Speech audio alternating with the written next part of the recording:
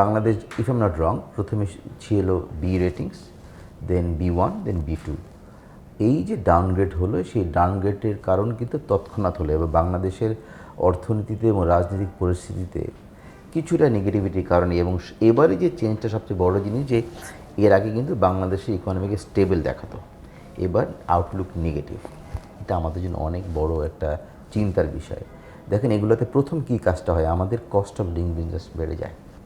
আমরা যারাই যেই প্রত্যেকটা ব্যাংক, করেসপন্ডেন্ট ব্যাংকিং, বাইরে থেকে যে ফান্ড আনি, বড় করি, প্রত্যেকটা কস্ট বেড়ে যায়। বিকজ এইসব রেটিং যত ডাউনগ্রেড হয় তত রিস্কি মনে করে, then people expect higher returns, right, is better than the over country rating. সেই ক্ষেত্রে কী জিনিসগুলো দেখে, আপনার কোম্পানিতে ভালো রেটের কোনো কোম্পানি ইনভেস্টমেন্ট আছে কিনা, সেই ইনভেস্টমেন্ট কতটুকু, 20-30% বেশি হলে ওটাকে সেইটা ভালো দিক।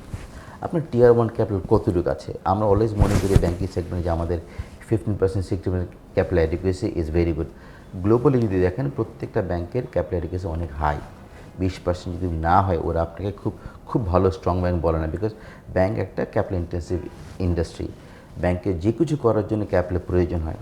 সো আপনার ক্যাপিটাল ভালো এবং টিয়ার 1 ক্যাপিটাল স্ট্রং ক্যাপিটাল। আপনার ইনকামের গ্রোথ থেকে ইরাটিক নাকি stable, that is something important.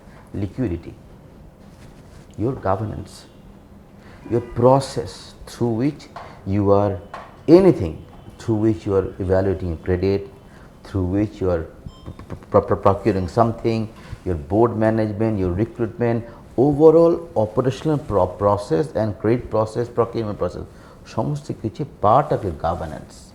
এই সমস্ত কিছু বিবেচনায়, যদি মোটা দাগে বলি, এগুলো বিবেচনা করে একটা ব্যাংকের ক্রেডিট রেটিং হয়।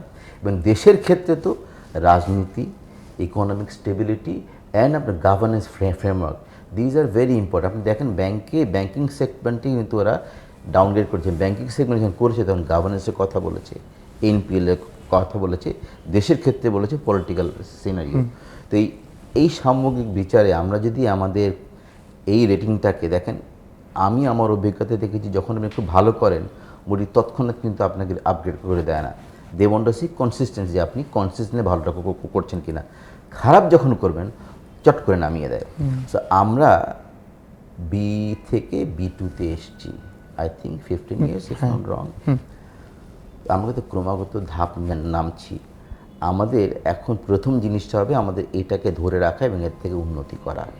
তার জন্য প্রথমে আমাদের ওভারঅল কান্ট্রি গভর্নেন্স নিয়ে, এনপি নিয়ে, পলিটিক্যাল স্টেবিলিটি নিয়ে যে কথাগুলো আসছে, সেই ব্যাপারে আমাদের একটা সুনির্দিষ্ট ডিসিশন নিতে হবে। এবং সেই দৃষ্টিতে আমরা কীভাবে ভাবলে হবে না, সারা বিশ্ব আমাদের কীভাবে দেখতে চায়, সেভাবে আমাদের কাজ। বিকজ আমরা কিন্তু এই বৈশ্বিক অর্থনীতির মধ্যে সারা পৃথিবী আমাকে কীভাবে দেখতে চায়, সেভাবেই আমাকে তৈরি করে, সেভাবে আমাদের কার্যক্রম that should reflect in everything that we do. Only then we can see some upgradation of our credit rating.